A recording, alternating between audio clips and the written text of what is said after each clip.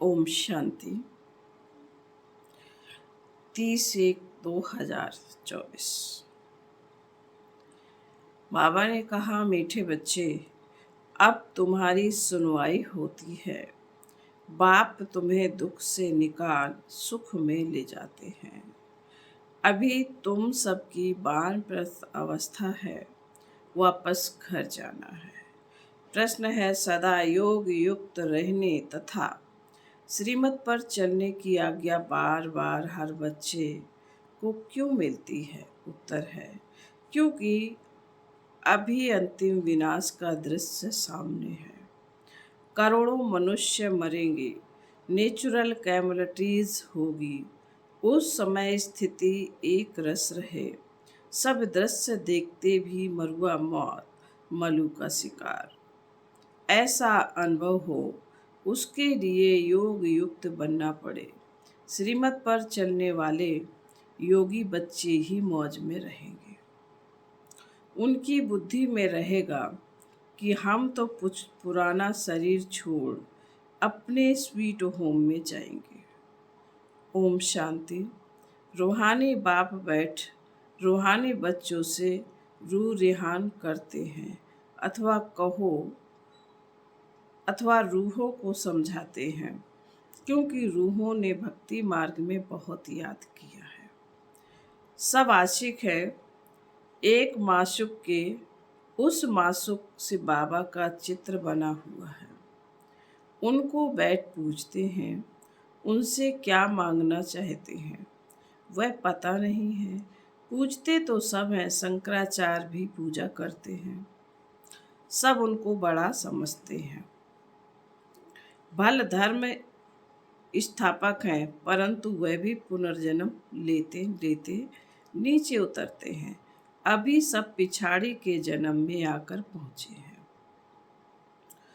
बाबा कहते हैं, तुम छोटे बड़े सबकी वानप्रस्थ अवस्था है। मैं तुमको वापस ले जाता हूँ।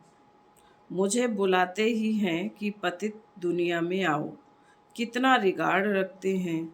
पतित दुनिया पराये शरीर में, पराये राज्य में आओ। पतित दुनिया पराये राज्य में आओ। जरूर दुखी होंगे, तब तो बुलाएंगे।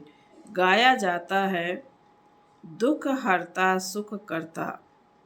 तो जरूर छीछी पुरानी दुनिया, पुराने शरीर में आना पड़े, वह भी तमो प्रधान शरीर में।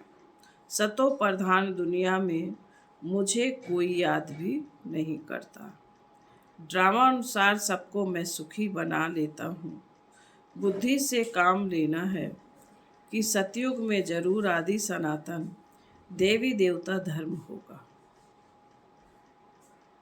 और सत्संगों में तो सिर्फ शास्त्र पढ़ते पढ़ते नीचे उतर जाते हैं। दलदल में पड़ने वाले दुखी होते हैं। यह है ही दुख की दुनिया, वह है सुख धाम। बाप कितना सहज करके समझाते हैं, क्योंकि बेचारी अबलाएं कुछ भी नहीं जानती। कोई को भी पता नहीं है कि फिर वापस भी जाना है या सदैव पुनर्जन्म लेते ही रहना है। अभी तो सब धर्म वाले हैं। पहले स्वर्ग था तो एक ही धर्म था। सारा चक्र तुम्हारी बुद्धि में है। कोई और की बुद्धि में यह बातें रह न सके। वह तो कल्प की आयु ही लाखों वर्ष कह देते हैं। इसको कहा जाता है घोर अंधेरा। ज्ञान है घोर सूझरा। अभी तुम बच्चों की बुद्धि में रोशनी है। तुम कोई मंदिर आदि में जाएंगे तो तुम कहेंगे, हम शिव बाबा के पास जाते हैं। यह लक्ष्मी नारायण हम बनते हैं। यह बातें और सत्संगों में नहीं होती हैं। वह सब है भक्ति मार्ग की बातें। अभी तुम रचता और रचना के आदि मदंत को जानते हो। ऋषि मुनि आदि कहते थे, हम नहीं जानते हैं। तुम भी कल्प पहले जानते थे। इस समय सारे विश्व में भक्ति है। यह पुरानी दुनिया है, कितने ढेर मनुष्य हैं। सतयुग नई दुनिया में तो एक ही अद्वैत धर्म था, फिर होता है द्वैत धर्म। अनेक धर्मों में तालियां बजती हैं, सबकी एक दो में खिटपिट है, सबकी एक दो में खिटखिट है। ड्रामा अनुसार उन्हों की पॉलिसी ही ऐसी है, किसी किसी किसी को भी अलग करते हैं तो लड़ाई होती है, पार्टीशन होते हैं। मनुष्य बाप को ना जानने के कारण पत्थर बुद्धि बन पड़े हैं। इस समय बाप समझाते हैं, देवी देवता धर्म ही प्रायः लोप हो गया। एक भी नहीं जिसको पता हो कि इन्हों का भी राज्य था। तुम अभी समझते हो हम देवता बन रहे हैं। शिव बाबा अभी हमारा ओबीएडेंट सर्वेंट बना है। बड़े आदमी हमेशा चिट्ठी लिखते हैं तो नीचे लिखते हैं ओबीएडेंट सर्वेंट। बाप भी कहते हैं हम ओबीएडेंट सर्वेंट हैं, तो दादा भी कहते हम ओबीडेंट सर्वेंट। हम फिर 5000 वर्ष के बाद हर कल्प के पुरुषोत्तम संगम युग में आता हूँ। बच्चों की आकर सेवा करता हूँ। मुझे कहते हैं दूर देश के रहने वाला, इसका भी अर्थ नहीं जानते। इतने शास्त्र आदि पढ़ते हैं परंतु अर्थ नहीं समझते। बाप आकर सब वेदों शास्त्रों का सार समझाते हैं। तुम बच्चे जानते हो कि इस समय रावण राज्य है।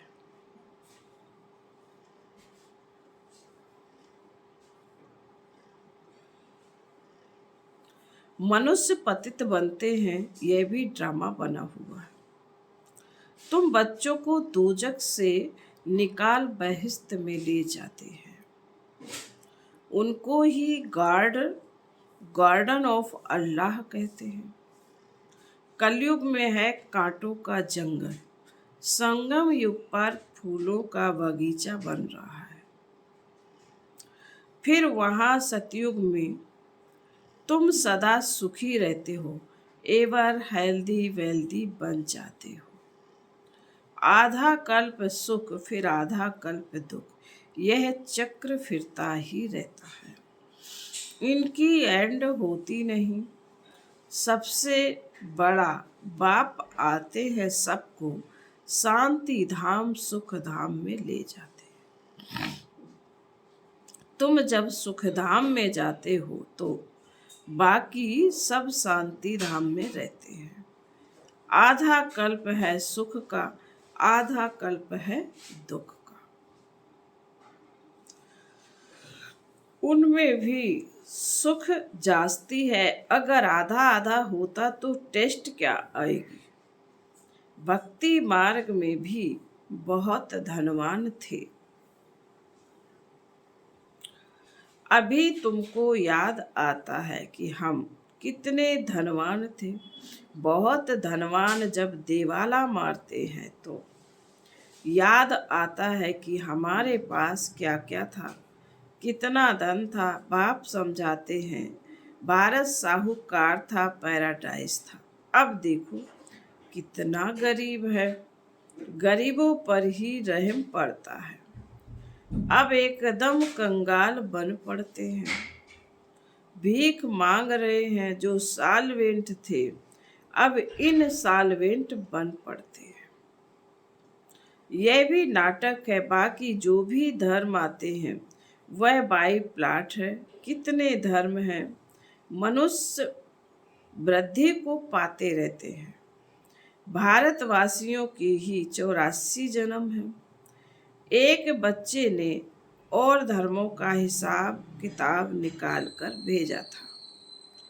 परंतु जास्ती इन बातों में जाने से कोई फायदा नहीं है।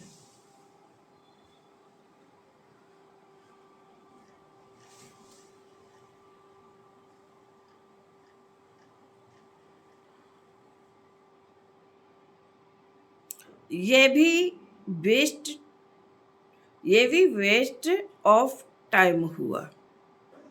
इतना समय अगर बाप की याद में रहते तो कमाई होती। अपनी तो मुख्य बात है इस हम पूरा पुरुषार्थ कर विश्व का मालिक बने। बाप कहते हैं तुम ही सतो प्रधान थे, तुम ही तमो प्रधान बने हो। 84 जन्म भी तुमने लिए हैं। अब फिर वापस चलना है, बाप से वर्षा लेना है। तुमने आधा कल्प बाप को याद किया। अब बाप आए हैं, तुम्हारी सुनवाई होती है। बाप फिर से तुमको सुख धाम में ले जाते हैं। भारत के उत्थान और पतन की भी जैसे एक कहानी है। अब यह है पतित दुनिया, संबंध भी पुराना है। अब फिर से नए संबंध में चलना है। इस समय एक्टर्स सब हाजिर हैं, इसमें कोई फर्क नहीं पड़ सकता। आत्मा तो अविनाशी है, कितनी ढेर आत्माएं होंगी, उनका कभी विनाश नहीं होता। इतनी करोड़ों आत्माओं को पहले तो वापस जाना है। बाकी शरीर तो सबके खत्म हो जाते हैं, इसलिए होलिका भी मनाते हैं। तुम जानते हो हम सो पूज्य थे, फिर पुजारी बने, अब फिर पूज्य बनते हैं। वहाँ यह नॉलेज नहीं होगी, ना यह शास्त्र आदि होंगे, सब खत्म हो जाएंगे। जो योग युक्त होंगे, श्रीमत पर चलने वाले होंगे, वह सब कुछ देखेंगे। कैसे अर्थक्वेक में सब खलास होता है। अखबारों में भी पढ़ता है, गांव कैसे कैसे गांव के गांव खत्म हो जाते हैं। बॉम्बे पहले इतने नहीं थी, समुद्र को सुखाया फिर समुद्र हो जाएगा। बाबा कह रहे हैं बॉम्बे पहले इतनी नहीं थी, समुद्र को सुखाया फिर समुद्र हो जाएगा। यह मकान आदि सब कुछ नहीं रहेगा। सतयुग में मीठे पानी पर महल होंगे, खारे पानी पर होते नहीं, तो यह रहेंगे नहीं।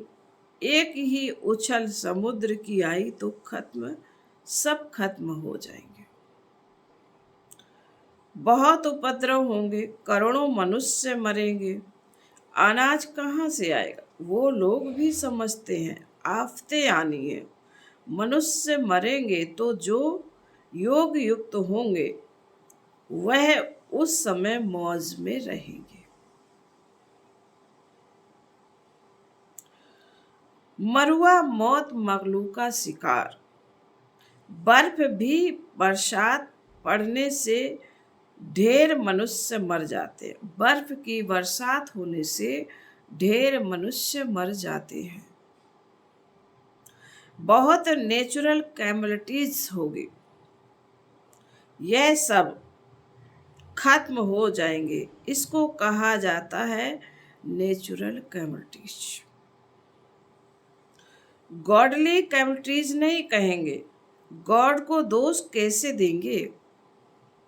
ऐसे भी नहीं शंकर ने आंख खोली तो विनाश हो गया। यह सब है भक्ति मार्ग की बातें। मूसलों के लिए भी शास्त्रों में लिखा है। तुम जानते हो इन मिसाइल्स से कैसे विनाश करते हैं, कैसे आग गैस जहर आदि सब उसमें पड़ते हैं। बाप समझाते हैं पिछाड़े में फट से मर जाएंगे। कोई बच्चे आदि भी दुखी ना हो, इसलिए नेचुरल कैलमिटीज से झट मरेंगे। यह सब बना बनाया ड्रामा है। आत्मा तो अविनाशी है, कभी विनाश नहीं होती, ना छोटी बड़ी होती है। शरीर शरीर सब यहाँ खलास होंगे, बाकी आत्माएं सब स्वीट होम में चली जाएंगी। बाप कल्प कल्प आते हैं संगम युग पर, तुम भी इस पुरुषोत्तम संगम युग पर ही ऊंचे ते ऊंचे बनते हो। वास्तव में श्री श्री शिव बाबा को और श्री इन देवताओं को कहा जाता है। आजकल तो देखो सबको श्री श्री कहते रहते हैं, श्रीमती, श्री फलाना। अब श्रीमत तो एक बाप ही देते हैं। विकार में जाना यह क्या श्रीमत है? यह तो है ही भ्रष्टाचारी दुनिया। अब मीठे मीठे बच्चों को बाप कहते हैं, मुझे याद करो तो खाद निकल जाए। गृहस्थ व्यवहार में रहते कमल फूल समान पवित्र रहो।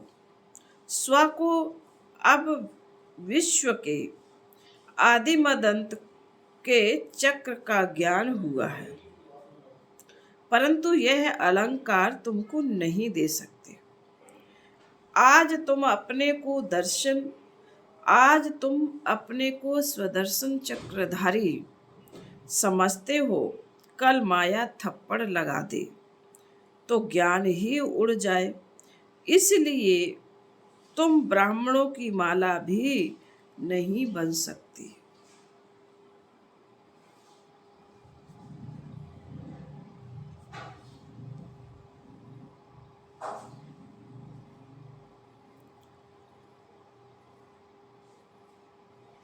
बाबा ने कहा, माया थप्पड़ लगाए बहुतों को गिरा देती है, तो उनकी माला कैसे बने?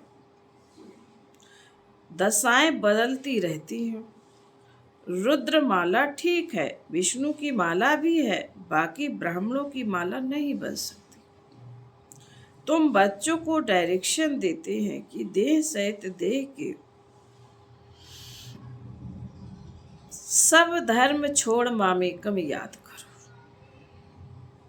बाप तो निराकार है, उनको अपना शरीर तो है नहीं, और आए भी हैं इनकी वानप्रस्थ अवस्था में। जब 60 वर्ष की आयु हुई है, वानप्रस्थ अवस्था में ही गुरु किया जाता है। मैं तो हूँ सतगुरु, परंतु गुप्त वेश में हूँ। वह है भक्ति के गुरु, मैं हूँ ज्ञान मार्ग का। प्रजापिता ब्रह्मा को देखो, कितने ढेर बच्चे हैं। बुद्धि हद से निकल बेहद में चली गई है। मुक्ति में जाकर फिर जीवन मुक्ति में आते हैं। तुम पहले आते हो, दूसरे पीछे आते हैं। हर एक को पहले सुख फिर दुख भोगना पड़ता है। यह वर्ल्ड ड्रामा है, तब तो कहते हैं अहो प्रभु तेरी लीला। तुम्हारी बुद्धि ऊपर से नीचे तक चक्र लगाती रहती है। तुम हो लाइट हाउस, रास्ता बताने वाले। तुम बाप के बच्चे हो ना। फादर कहते हैं, मुझे याद करो तो तुम तमो प्रधान से सतो प्रधान बन जाएंगे। ट्रेन में भी तुम समझा सकते हो, बेहद का बाप स्वर्ग का रचयिता है। भारत में स्वर्ग था, बाप आते हैं भारत में। शिव जयंती भी भारत में मनाई जाती है, परंतु कब होती है यह कोई नहीं जानते। तिथि तारीख दोनों ही नहीं है, क्योंकि गर्भ से जन्म नहीं लेते। बाप कहते हैं अपने को आत्मा समझो। तुम अशरीरी आए थे, पवित्र थे, फिर अशरीरी होकर जाएंगे। मामेकम याद करते रहो तो पाप कट जाएंगे।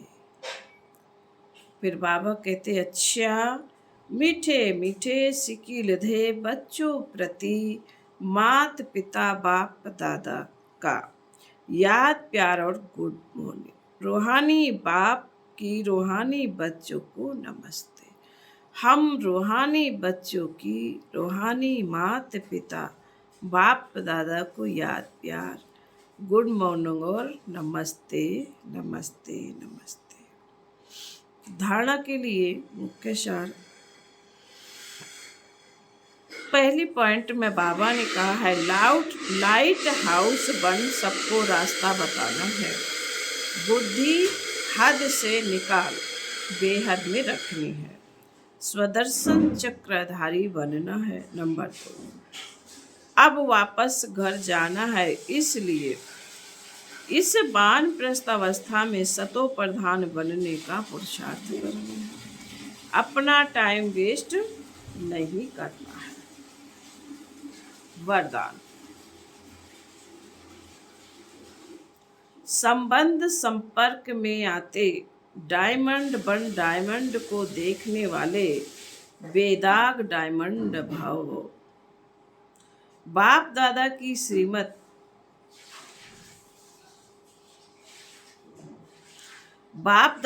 श्रीमत है कि डायमंड बन डायमंड को देखना।